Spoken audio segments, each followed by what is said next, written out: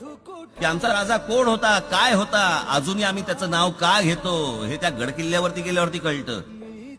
आज तुमची आमची ओळख कोणामुळे ओळख आहे? कोण तुम्ही आज? महाराष्ट्र. महाराष्ट्र म्हणजे कोण? मराठी. मराठी म्हणजे कोण? आम्ही शिवछत्रपतींच्या भूमीत. आमची ओळख ही आहे.